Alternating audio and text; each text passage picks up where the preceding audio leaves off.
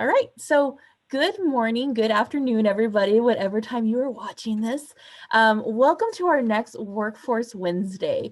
This is actually a series that was launched from the Mace Center in which we are being very strategic and highlighting different jobs here in the San Antonio market. So make sure all of our Jaguars know the wonderful opportunities that they could take advantage of with their degree here from A&M San Antonio. My name is Clarissa Beheta. I'm actually part of our Mace Center team in which I serve as the Associate Director of Career Services. And then also I am welcomed here by Dr. Yasir Kurt, who is our Assistant Director of Career Services. Dr. Kurt will be manning our Facebook Live as well as our chat here. So if you do have questions throughout the session, please do not hesitate to ask. Let's go ahead and just take care of a couple of housekeeping before we touch base with Christina. Now, just a reminder that because we want to be respectful of, the sound quality, it is a little tough when everybody's unmuted. We do want to use that chat box feature. So again, if you do have questions throughout the session, please do not hesitate. Just go ahead and chat in there, and we'll be collecting those also throughout the session and getting Christina to answer that. Again, making sure you are muted just because of feedback disruptions. We've all experienced that in this remote environment. And then the final reminder, again, this is also on Facebook Live, so this session is being recorded on there, but also we will be posting it within 24 hours on our YouTube channel. Our handle for that is @TamusaMaze. So make sure to join us on there as well. Okay, so I am beyond excited to hear from a really dynamic woman that I've just been blown away by. I've watched her career, Christina. I think you've done some really cool things. We get to meet today Christina Carter. Christina actually is a leadership development program manager at CPS Energy, which I think is a dream job. That is essentially one of the largest municipal owned utilities here. And the fact that what you're going to do, pretty phenomenal. She is also a first-gen college grad from UTSA, which I know so many of our Jaguars and so many of us can really resonate with, really changing the destiny of your family when you accomplish something like that. So kudos to that. Christina also shares lessons and successes through her experiences in operations, project management, leadership development in a ton of industries, which is really cool to see a really diverse background in facility management, finance, insurance, and of course, utilities now. I am also really excited that she is such a champion of mentorship. Not only do her actions very much speak loudly, she's actually been a business career high school mentor before, which again, thank you for even contributing that time. Also has served on the board of directors for iEmpower, which is a phenomenal organization for women empowerment here in San Antonio, really is transforming lives. And then also was recognized for her efforts, which again, kudos to you, from the San Antonio Business Journal Women's Leadership Award for mentoring and leadership. So awesome, awesome. Also, I loved in Christina's bio, she wanted to make sure she really highlighted servant leadership and teamwork, which again, I think you're demonstrating very well in your day-to-day. She is actually an alumnus of the Briseño Leadership Development Program through the Hispanic Chamber in the 2018 cohort. 2017 right here. So hey, that program is producing some great, transformational leaders here in our community. And then we wanted to make sure that we acknowledge that Christina is also an advocate and again, a promoter of Clifton Strengths. So her top 5 are strategic, restorative, developer, connectedness, and responsibility. So as a strength-based institute, we're really excited also to even just see that in the world of work, the fact that organizations are still using that. So very, very cool things. Again, I know our students, they're gonna be some of them like, oh, I didn't realize I can use that on that day-to-day. So thank you, Christina, for joining us today. So I'm gonna go ahead and take off my shared screen, just because I want this to be just a chat right now, right? So I would love to go ahead and let's open up our conversation. I really wanna know, okay, would you mind sharing your educational and professional background with us? Yes, definitely. And Clarissa, thank you so much for the beautiful introduction. So many times that we're out in the community and we don't understand how we're impacting each other by our stories and our everyday actions. So I'm just inspired by your summation and the work we've been doing in the community. So thank you so much for that. For the Jaguars and everybody out at Facebook Live, so glad that you can be with us this morning. And yeah, to jump right into our conversation, My education has come from UTSA. I have a Bachelor of Science in Health, so I spent a lot of time in that discipline, which also makes my career transition very unique and unconventional. And currently I am studying for my project management certification. So that has encompassed a lot of my education background. And really, you know, throughout my storytelling today, you're going to find that, you know, it's just searching for ways to stay in a learn and grow mindset. And I'll share throughout the story, it was really a pivot point for me, and just so grateful that my mentors that have journeyed down this path with me have really engraved that into the importance of what it means every day and into my career. Now, would you mind kind of maybe elaborating on your professional journey? So how did you get to become working in leadership development? Yes. So interesting enough, and I think the Jaguars can relate. You know, my first job was found at UTSA in the career services.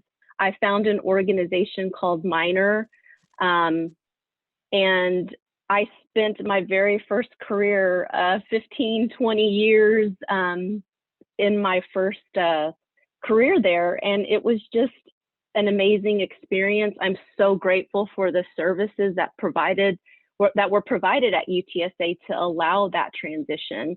It is really where I give all the accolades to of my fundamentals of business, where I learned about key account management, operations management. I became a first people leader within Minor, and started to grow into the financials, into the budget piece of the business.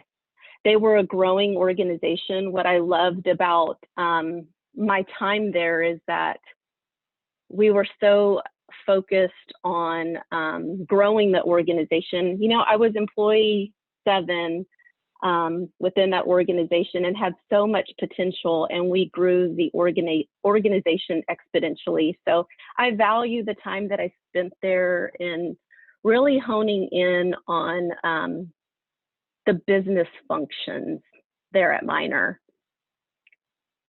So after that period, you know, it came to a point where I was going to shift.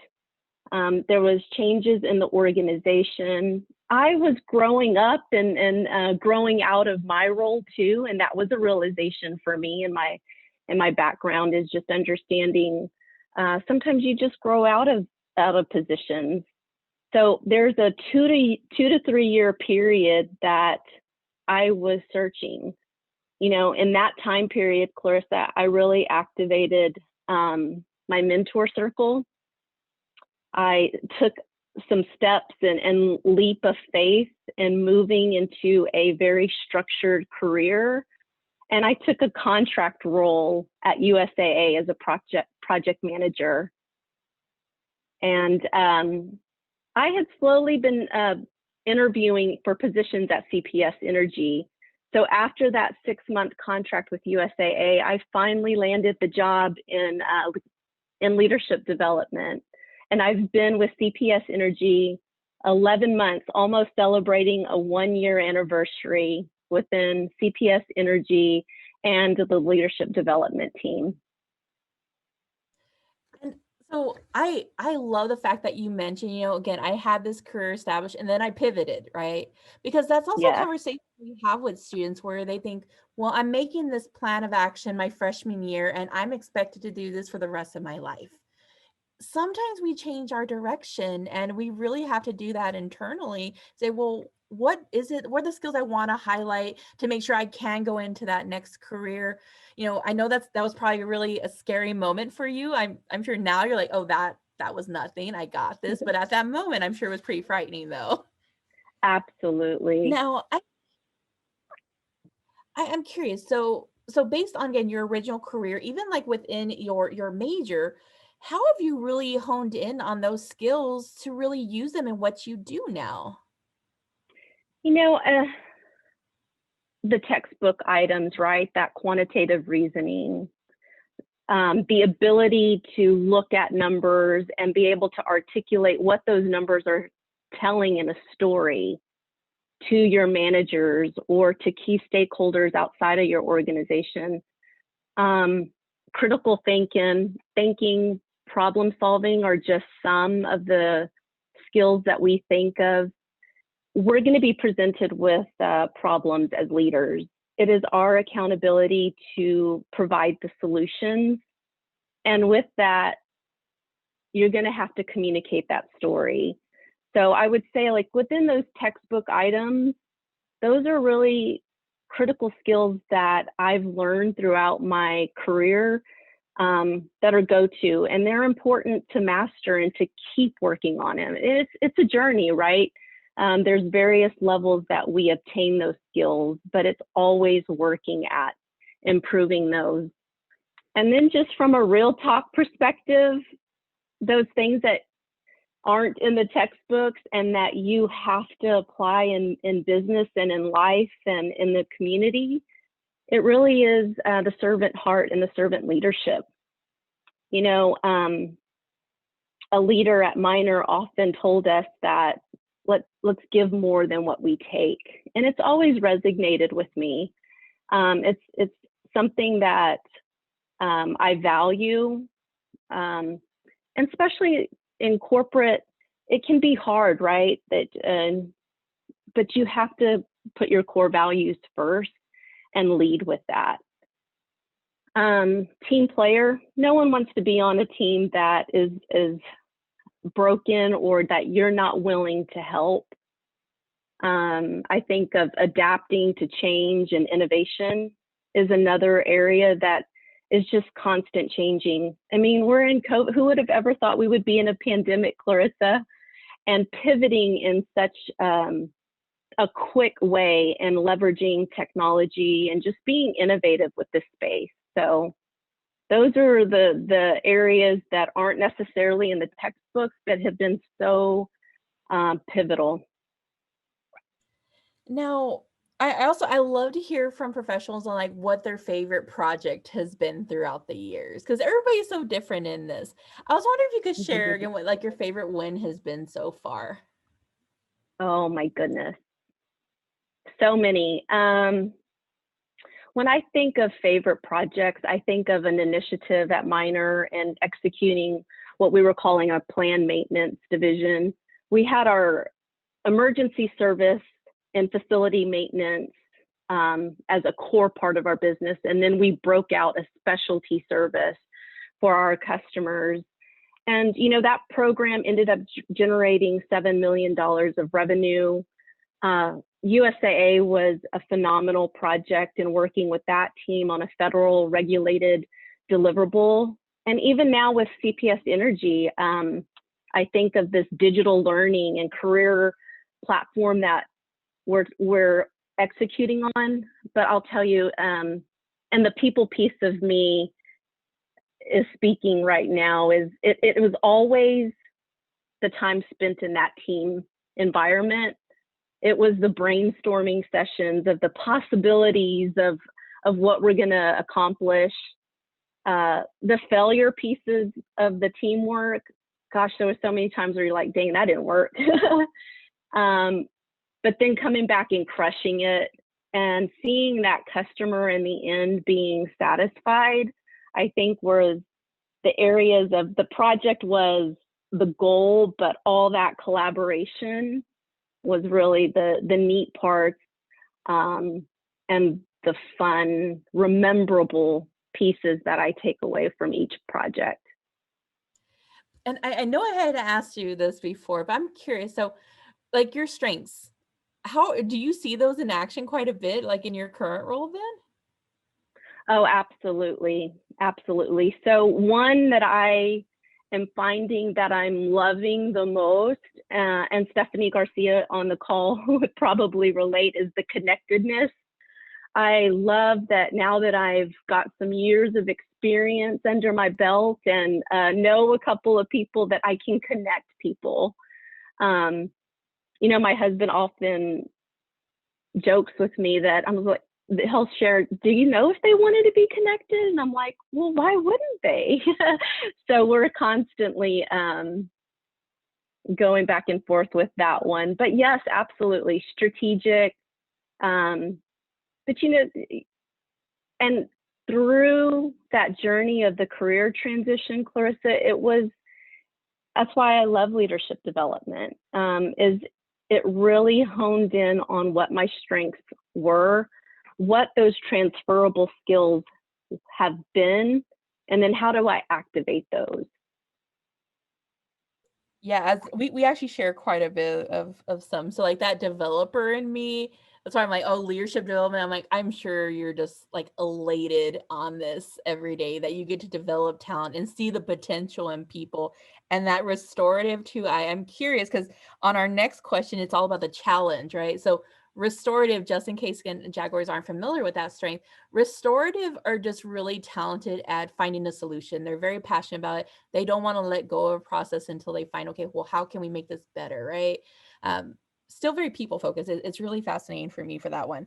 So in leading to that, I would love to talk about challenge because again, we've heard about your career, how you really have kind of evolved and launched and knowing let students know, again, there are bumps in the road. We've all experienced that. But again, what do we learn from that?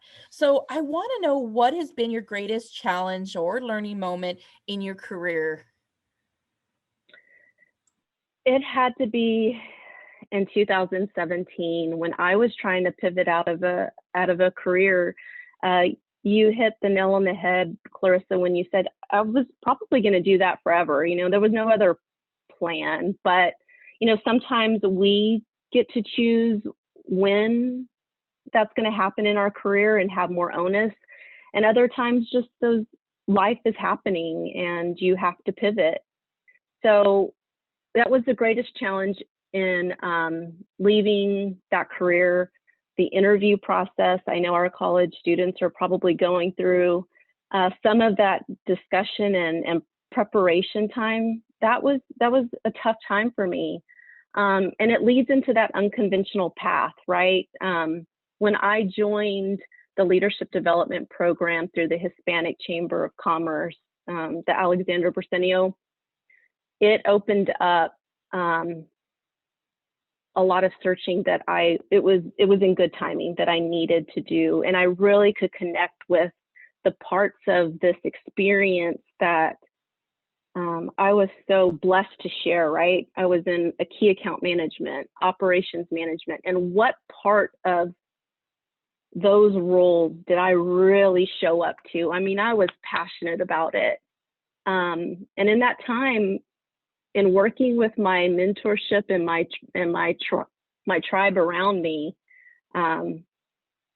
started to really hone in on what that next career was going to look like. And once I found leadership development, I went for it. And I didn't get this first job. What a lot of people don't know is I applied for this same leadership development position at CPS Energy 2 or 3 years ago. The same hiring manager, and she and I will go back and forth with, that learning of how much I learned during that time. And I know I needed to build on skill sets in order to earn the position, right? And how I accomplished it. Those lessons learned were volunteerism matters. I was able to serve on the board of directors at I Empower and really go knee deep into what it is to be a leader in the community and also to gain experience in leadership development. So those were my learning lessons, challenges that I've overcome, and just grateful for the journey and how I've grown after that. Again, kudos to you for mentioning volunteerism. That is definitely a part of the Maze Center through and through. I know Allie right there. Yes, Allie actually works in our service learning component. So I think that's also an important thing for students to note that leadership development and just skill development doesn't have to come from paid opportunities all the time, right? It can certainly come from the community-based learning, again, from a student organization, from a professional association. Again, having that and really pushing yourself out of your comfort zone, especially with the leadership program, I totally get where you're coming from, because it was scary at first. I'm like, oh my goodness, I kind of felt imposter syndrome when I was first going through it. And Absolutely. even having to curb that. So nice. Yeah, Now, and our nonprofits need a lot of resources. And what I would challenge the students is, if you know that you're proficient in certain skills, maybe volunteer for another one that you can really hone in on that skill as well. So don't always go to those positions that you know that you're great at. It's a great opportunity to expand. yeah, thank you for that, because again, that's words of wisdom. Certainly, any of our students can certainly use. Now, COVID.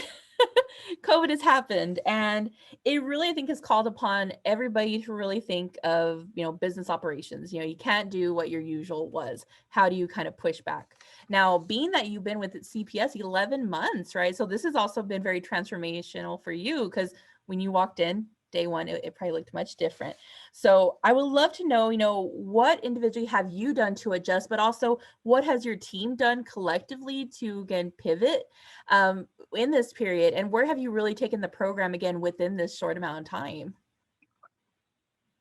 Yes, great question. And today there's phone calls after this conversation about how do we continue to pivot. What we mastered in March is no longer what we're implementing now. And so, to answer your question, personally, I've had to be a lot more intentional about how I connect with my coworkers. I had 5 months in a traditional environment there at headquarters with the team, and getting to meet coworkers and learn about CPS Energy. So I've had to make intentional virtual connections and meeting and these 15-minute coffee times to continue to learn my new teammates and coworkers. Additionally, I've joined 2 of our resource teams, our employee resource teams. I've joined Toastmasters. So for those counting my ums and ahs out there, I'm a work in progress. I've joined Toastmasters, and I've also joined our Next Gen resource group. It was just a group that is really sharing next generation leaders, and we're doing exercises to virtually attend different departments. So growing in that way. And I've been able to connect with so many of my coworkers in that format. As a team, the in-person 8-hour sessions are no longer available. We can't do that. So we really had to pivot into a virtual learning environment, micro sessions, because folks cannot be on a virtual call for 8 hours a day and really retain it and be able to apply it to their day-to-day. So we have been in a digital space and looking for innovative ways to still deliver that content to our current leaders and our emerging leaders as well. Now, going back to those undergrad years, I know that we've all made those decisions. We're like, okay, that probably was not the best for me, right? But I'm curious, if you got to go back in time, what's a piece of advice you would offer to undergrad you back in the day? Ooh, does anybody have the popcorn? Oh, the biggest one that immediately comes to mind is that career change, right? I was going full on the health science discipline at UTSA, did an internship in occupational therapy in a specific hospital setting. I left out of that experience with, no, this isn't for me. And I would challenge myself to explore the career in its totality. What different avenues can I still apply that learning, but in different facets, maybe sports medicine, or in child health, something that I could really relate with. So for example, in leadership development, I'm new as well. I'm 11 months in, so a very tenured career. I'm in the learning phase as well, and I'm growing and developing into my role. So as I enter into this new career, there's design thinking. There is instructional design where you're really creating the curriculum and the content. There's the core facilitation where, most people get to see and they think that that's the only avenue. There's even people management within leadership development. Do you want to be the leader of the team? So don't hone in on just the overarching career. Dive deeper into it, connect with resources, have those conversations, ask questions about what does it actually entail, and see if it's a fit before you give up on that role. Again, thank you for saying that. Some internship is a scary thing, and automatically some may think, well, that's meant to solidify that you want to go in that direction. Sometimes there's cases where like, wait, that's making me rethink. And so being open to that, and again, being open, yeah, growth mindset, absolutely, just being open to that. And even the fact that you just said, I'm still learning and growing, even at this stage in your career, I think is so important. Lifelong learning, right? For the win right there. Yes. Nice. Yes, absolutely. So I'm curious. So I know your background also mentorship is a big thing. That is something that, I mean, it's still kind of maybe a new concept for some students. What does mentorship look like on an effective, like again, from the mentor, the mentee, and then what are some ways that students can actually look for a mentor potentially? Yeah, looking for a mentor really is a journey. For me, how it's happened is connections. So a leader at Minor, Jeff Schmeck, introduced me to one of my current mentors as well, Amadi Weymouth. And, it's a dynamic conversation about what goals are you trying to obtain, and vulnerably sharing with the person that you're connecting with on allowing you to go through this journey, right? It has been an important piece to me. Resources that you can connect with and finding a mentor is the San Antonio Business Journal connects mentees and mentors. I Empower connects mentors and mentees. So there's several organizations out there that really embrace that journey of connecting with a mentor. But ultimately, I would just recommend that it has to be a partnership. It has to be someone that you're willing to share vulnerably with on your journey. And that person is going to meet you where you're at. What I love about the mentors in my circle is that although I think they're phenomenal and so experienced, they've always been able to meet me where I'm at in my growth and help elevate me. And I'm harder on myself than anyone could ever be. So, it's been encouraging for them to support me, even when I'm my hardest and worst critic.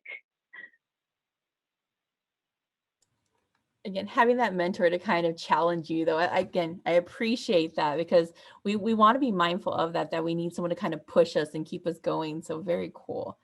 So, okay, it looks like we have a question in the chat. So Karen wants to know, what is one of your next professional goals? That she knows you've talked about pivoting in the past, but curious, how are you pivoting as you plan for your future with regard to your own goal setting?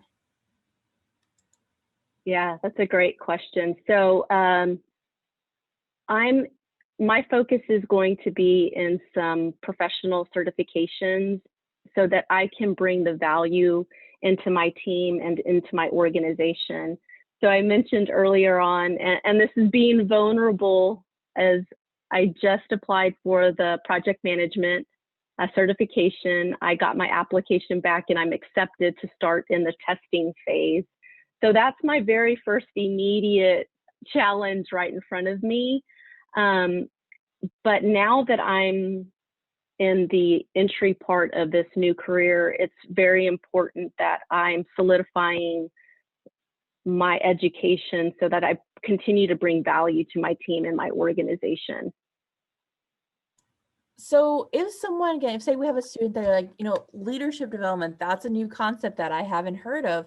What are some of the resources they can really tap into to further explore this and learn more about your field? Absolutely. Great question.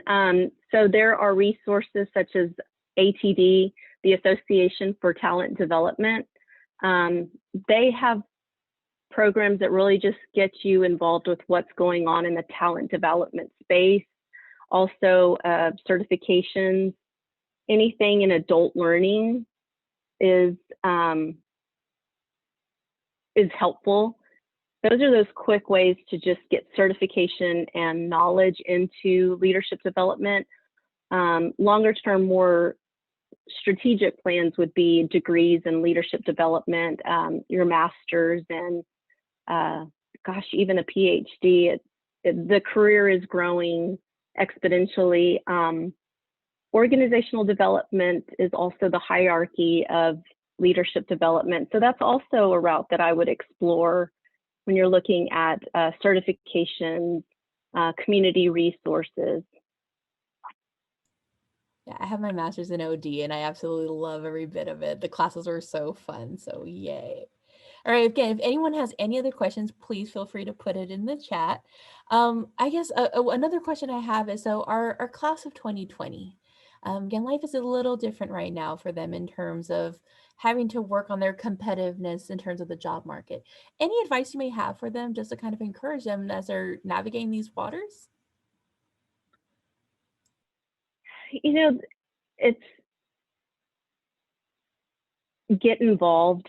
The one thing that this virtual environment has provided for us is that we get to be connected with the community in ways that we wouldn't have been, right? We would have been at school, we would have been at work. Programs and organizations are offering free content to connect. Join those conversations, meet those folks on the call, be intentional with that connection. Clarissa and I have circled each other in the community for a little while now, but it was each of us connecting and say, hey, you have the same passion as I do. Let's talk, let's build that relationship. And those go a long way. So don't take for granted those little connections that can lead into bigger opportunities. So connect and leverage the relationship. Don't just see each other and say, hey, I think I know you. Take the time to invest in that relationship and get to know each other. Because what we all know is that, we can make more of an impact together. And I think this is exactly what this call is doing, is Clarissa and I could be parallel to each other, but on this call together, we can impact more students. Yeah, and I applaud CPS. I know they've done some wonderful workshops throughout the summer, really exploring the potential careers within them and just being really open and having really great dialogue with students. So I think CPS has done a great job at that. So kudos to the team all around. All right, it looks like we have another question. So Stephanie wants to know, what does a typical workday look like within your role at CPS Energy? That's a great question. And I can speak to myself. Earlier on in the conversation, I really took that approach of there's different team members, and to create the leadership development team and the organizational team and the phenomenal work that they do for our employees, it really takes focus points, right? One team member will get the design thinking piece of it, and one is executing on coaching and assessments. So my particular role is, I like to say, I've taken some of those fundamentals of business, and I've been able to really leverage that strength I have in my skills. But I handle a lot of the contract management pieces of it. So any organization that is doing business with CPS and supports leadership development, I'm having that dialogue with them in contract management, leveraging our supply chain team to solidify the contract, making sure that a purchase order is readily available if we need to deliver the learning, that our team has the business resources to execute. Another one of my programs that I just love managing is the connection to the chamber, or the leadership development chamber. It meant so much to me in my career pivot and career transition that I get to work with our emerging leaders in CPS Energy and connect them with these community resources and see them grow in that environment. And two, then connect them back to the leaders within CPS. This is what they're learning out in the community leadership programs, and this is how they're applying it back into our organization so that we see that full growth and the goodness that comes from our community partnerships back into the organization. Excellent. All right, any other questions? Gosh, these are getting good, Clarissa. I appreciate this stuff because I think even when I was an undergrad, I was one of those that was very set in my way. I'm like, I'm going to go in this one direction. I interned. I was like, oh, not for me. Volunteerism is actually how I found my way too. So I'm hoping that students, they see a trend here, right? It's like, oh, there's other ways I can explore my career and see what direction, and just being open to constant learning. That's huge. Do you have like a favorite book you're reading right now then in terms of your own personal development? Right now it's the PMBOK. Everything is PMBOK in project management, but a favorite leadership is always mindset. That is one of the ones that I'll share with you. And I know in the chat, it was mentioning a lot about having that mindset, right? Is that every opportunity is that chance to grow. Even today on this Facebook Live, it's my first opportunity to venture into that technology, and just excited to journey through that with us or with you guys. Nice. Yeah, again, I appreciate you just being so open. You did not hesitate whatsoever. Like, sign me up, let's go. And again, thank you for that. I know it's a little nerve-wracking. I still get nervous in these virtual environments. So I appreciate every bit of that. All right. Well, it looks like we don't have any questions. So I'm going to do a couple of housekeeping to wrap us up. Share. Okay. Oh, I think I just saw one pop up. Hold on. Yeah, and I will, if you're going to close this out, if there's two things that the students walk away with, it's just the value of that mentorship in the tribe, journeying through this with you. It's not easy. It's a team sport. It's a team sport inside the organization. It's a team sport as we walk through our personal life and our journey. It's been a critical component for me. Also, embracing the unconventional path. We want to control which way it's going and what positions we're going to have, and that beautiful lineup of, I've done all these X, Y things and I should come out with this role at the end. And sometimes it just doesn't happen, and just to embrace that. It does look like we received another question. So let's see. All right. So Monica states that you have an extraordinary resume of mentoring and appreciate you taking the time to meet with us. I would like to know if there's any CPS internship available during this time. They have just executed the internship, and they've awarded the roles and have started the program, but absolutely there are internships available within CPS Energy. And I'll leave this with, please, as an action item for each of us, connect on LinkedIn. So excited that this conversation bridges us into our relationship, and connect with me on LinkedIn, on Facebook, and we can have some more one-on-one conversations. Because I'd love to hear how those conversations pan out with how are you engaging your mentors and your tribe, and also the last thing is the career research and how you're able to see a greater career and then dissect it into what's going to be uniquely yours. And then final question, and we will let you get back to your day because I know you have wonderful planning to do. This comes from Stephanie, which, again, you and Stephanie connected in person. So pre-COVID, y'all got to meet at the Business Women Mentoring Monday, which, again, that's a great event. If you ever have a chance to do it, go do it. It's really a wonderful event just to see diverse careers in action.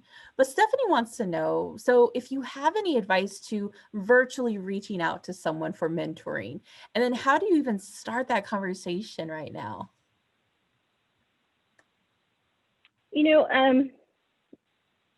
It will take some research onto who you would like to start your mentoring journey with. And I think for me, what I had to learn was be very intentional about what I wanted our relationship to be. I think about the first time I asked my mentor, and it was, will you be my mentor? These are the things that I want to improve on and grow within.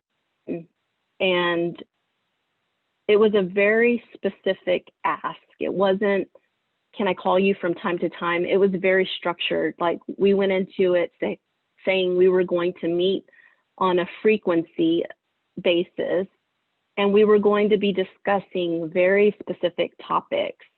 Sometimes in those conversations, you're thinking you're asking for that mentor opportunity, and it doesn't end up panning out. You have to be very specific and intentional with what you want the relationship to be. And I will tell you, a lot of that is going to be action items that you follow through with, right? Is if you've said you want to work on certain areas, there's going to have to be those deliverables that are showing the input and the work to continue that partnership, right? So I would say that as my mentors have challenged me in certain areas, I had to go back and say, okay, this is what I've done, this is what I've accomplished, and I'm still working on this area, but I'm moving into this realm of growth. And that's been a lot of the content. But I would say, to answer the question, is be very specific in your request. Absolutely. Making sure that ask is really well thought of. Very good. Yes. So Jaguars attended, if you wouldn't mind, this is actually our QR code for you to mark your attendance in Jag Sync. You can also do this via the Facebook Live group. So you have 72 hours to do this. Again, we want to make sure we give you credit for attending and for sharing, again, your time today. Now, don't forget to join us in a couple of weeks for our next Workforce Wednesday. We will be doing it on the 14th from 11 to 11:45, also during our lunchtime. Again, lunch and learn moment, and we will be recording as well. We will actually be joined by alumnus David, who actually is representing our computer information systems and our computer science, in which he's a software engineer. So he's going to be talking about what it was here at A&M San Antonio and how he launched his career, what was internship like, and just kind of best advice to make sure we can get you out and get you really gainfully employed and excited about that new journey for you. And then don't forget to reach out to the Mace Center. So even in this remote opportunity, we are here to help you throughout this entire process. Whether you have a question about what your major options are, or even like, I need help writing a resume, or even how do I write this email to this potential mentor, right? How do I put these words together? Or they mentioned LinkedIn. What is that? How do I do that? Dr. Kurt Yes, he very excitedly put yes, LinkedIn, because we are big advocates for it. So if you need help even manning that, we are here to support you. That's amazing. Also know, again, volunteerism and internship were mentioned here. Those are also big parts of our office and our mission. So we are also here to make sure that we can activate that wonderful experience for you. So don't hesitate to reach out. We are very active on social media. We have some great content on our YouTube channel, also via phone and in person here. Also, we are still accepting our physical drop-ins on Mondays and Wednesdays in case you do need us. All right. Thank you again, Christina. It was so wonderful to just chat with you. Yes, And thank I you. appreciate you so forthcoming. Thank you for the opportunity, Clarissa. It was good to see you. All right. Have a wonderful afternoon, everyone. Thank you again for attending. Bye. All right. Bye-bye.